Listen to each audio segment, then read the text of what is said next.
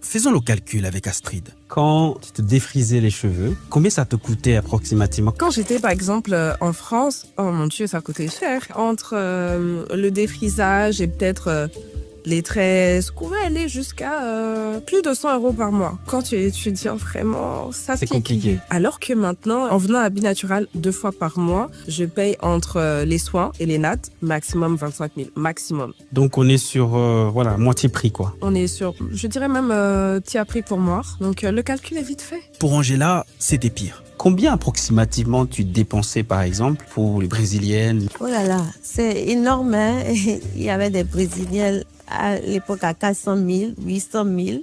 400 000? Oui, c'était énormément cher. 400 000, c'est ce qu'il faut payer uniquement pour les mèches? Oui, pour les mèches. Sans les sans poser. la pose.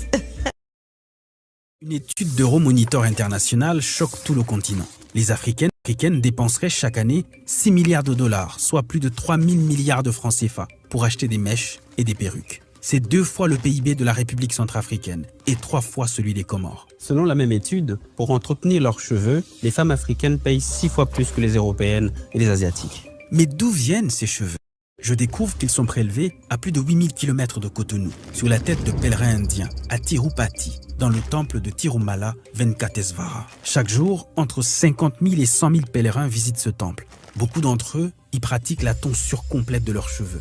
Mais pas seulement. En fait, ils sont recueillis sur des cadavres, sur des personnes qui sont envoûtées, qui viennent se désenvoûter, sur des personnes aussi qui viennent faire des dons pour des rituels. Et il y a autre chose d'assez incroyable, c'est que ces cheveux proviennent aussi des aisselles des femmes, aussi des pubis, elles se laissent pousser les cheveux.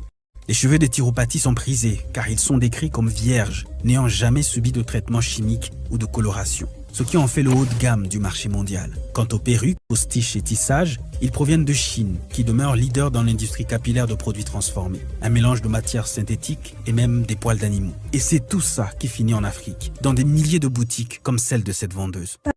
Dans une journée, vous aviez beaucoup de grossistes, vous allez faire des millions. Pour Mama Gbeke, ce n'est que du business. Elle profite simplement d'une forte demande, car elle me l'avoue elle-même, elle ne consomme pas ses propres produits. Moi, je suis dans la mèche, mais je n'aime pas la mèche. Sincèrement, j'aime avoir mes cheveux naturels. Tout le monde me connaît ça.